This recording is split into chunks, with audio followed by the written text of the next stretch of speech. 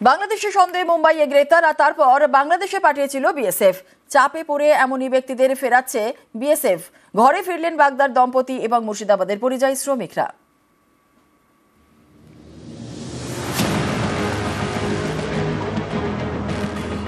কাজ করতে গিয়েছিলেন মহারাষ্ট্রে। অভিযোগ, বাংলায় কথা বলায় বাংলাদেশি বলে দাগিয়ে দেওয়া হয়। গ্রেফতার করে মুম্বাই পুলিশ। তারপর পশ্চিমবঙ্গে এনে সীমান্তের ওপারে পাঠিয়ে দেয় বিএসএফ।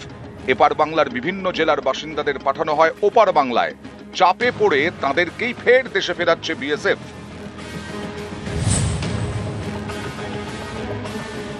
বাগদার বাসিন্দা ফজের মণ্ডল, তাকে এবং তার স্ত্রী তাসলিমাকে গ্রেফতার করে Mumbai police.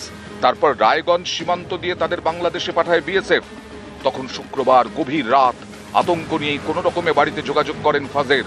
BSF BGB flag meeting এর পর সোমবার রাতে দেশে ফেরেন। মঙ্গলবার ফেরেন বাগদায় নিজের বাড়িতে। আমরা বাঙালি বলে আমাদের কাছে পাঠাই দিল। হ্যাঁ, শুধু বাঙালি বলেই তাই। সমস্ত ডকুমেন্টস দিয়েছি তবুও মানিনি। ডকুমেন্ট সব ছিঁড়ে দিয়েছে বা ভেঙে ফেলে দিয়েছে।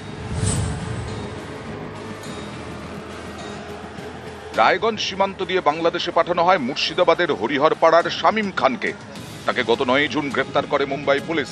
তারপর থেকে শামীমের কোনো খোঁজ পায়নি পরিবার। সীমান্তের ওপারে জঙ্গলে দিন কাটছিল তার। কোনো রকমে এপার বাংলায় ঢুকে রায়গঞ্জ থানায় যোগাযোগ করেন। তাকে বাড়িতে ফিরিয়েছে পুলিশ।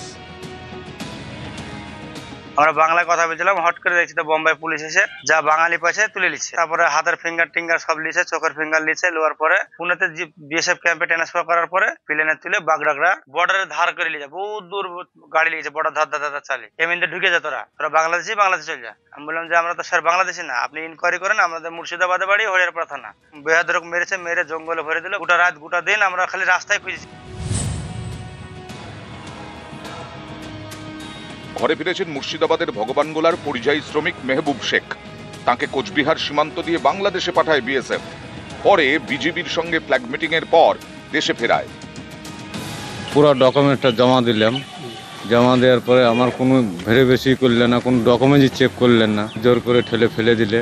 মারধর অনেকটা করেছে। টাকা ছিল 9,000 টাকা, তাও নিয়ে নিয়েছে। দিয়ে আমার প্রধান সাহেবকে আমি ফোন করেছিলাম। তারপরে আমাদের রাজ্য পুলিশ যেয়ে আমাকে নিয়ে আসা হয়েছে।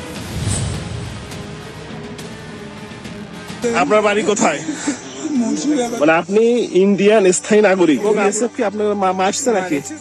আমি প্রুফ দিয়েছি, বুঝে তোর সব প্রুফ ডুপ্লিকেট। জোর করে আমার ভেস প্যাট করে মেরি বাংলাদেশ পাঠিয়ে দিচ্ছে। ভিন রাজ্যে কাজে গিয়ে বিপাকে একজন মুর্শিদাবাদের হরিহরপাড়ার নাজিমুদ্দিন মণ্ডল, আরেকজন বেলডাঙ্গার মিনারুল শেখ। বাংলা বলায় বাংলাদেশি তকমা দিয়ে তাদের গ্রেফতার করে মুম্বাই পুলিশ। তারপর তুলে দেওয়া হয় বিএসএফ এর হাতে।